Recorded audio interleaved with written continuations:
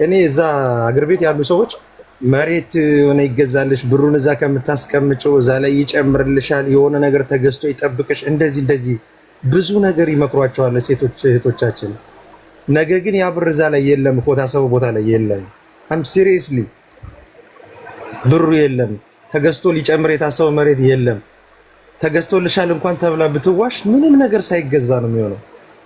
እና አንዳንዱ ቤተሰብ ደግሞ እንዳለመታደሉ ነው በራሱ ሰው ላይ ይጨክናል። በራሱ ሰው በራሱ ወልዶ ባሳደገው ልጅ ላይ ላቡ ደሙን አፍሶ ያመጣው አይመስለውም። ያ ነገር ውጭ ወጥቷል፣ እንደዚህ ነው። ከሀገር ከወጣ በቃ ብር እንዲህ ነው የምታፍስ የሚመስለው።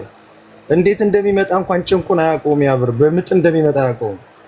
4 ሰዓት 5 ሰዓት ኢትዮጵያ ውስጥ ተሰርቶ 9 ወር 1 ዓመት ሙሉ የሚኖርበት ኢትዮጵያ አይደለም ይሄ ሀገር። ሌላ ሀገር ላይ የሚኖር ሰው ያውቀዋል። 10 ሰዓት 12 ሰዓት እንዲቆመ ተንቀጥቅጠ ሰርተ ነው የምታገኘው። ያንን ገንዘባችሁን ሴቶች ያዙ ፕሊስ፣ በእናታችሁ በቃ በእጃችሁ ያዙ። ራሳችሁ አካውንት ላይ አድርጉት ፕሊስ። ለምን ፖርሳሽ አታርጊው? አንቺ መዳም ቤት ቁልፍ አዘጋጅተሽ ይቀመጥ። በቃ ስትገቢ ይዘሽው ግቢ። ምትልኪውን 200 300 400 እያደረግሽ ላኪ ለነሱ የምታግዢውን።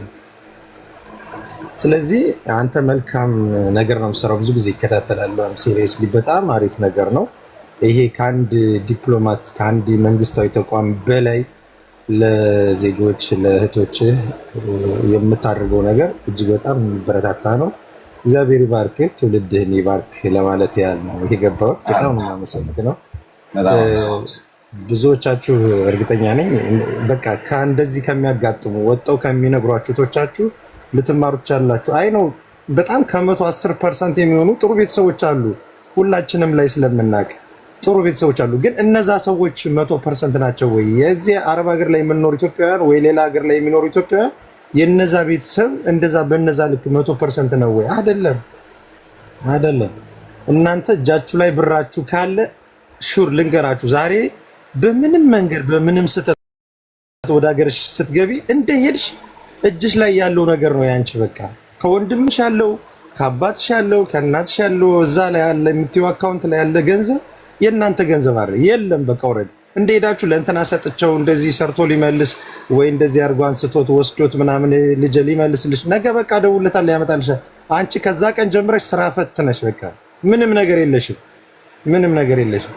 ለምን አንቺ 100,000 ይዘሽ ኢትዮጵያ ወጣት ገቢም በአካውንትሽ ሂደሽ እዛ ሰዎች እንደሚኖሩት ትኖሪያለሽ። በቃ ኢትዮጵያዊ እንደሚኖሩት ትኖሪያለሽ። መኖር እዚህ በቃኝ ብለሽ በሄድሽ ጊዜ እና ትምህርቱን ብትወስዱ እህቶቻችን ፕሊስ፣ በጣም ለእናንተ ጠቃሚ ነው።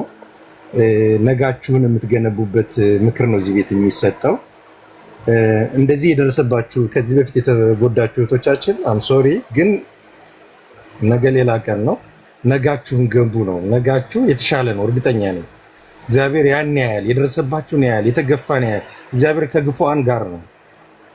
ነጋችሁን ገንቡ። ነገ መልካም ይሆናል። ከዛሬ ሳይሆን ከአሁን ሰዓት ጀምራችሁ ራሳችሁን ብቻ ማመን ነው፣ ራሳችሁን ማዳመጥ ነው እንጂ የሆነውን ነገር ላይ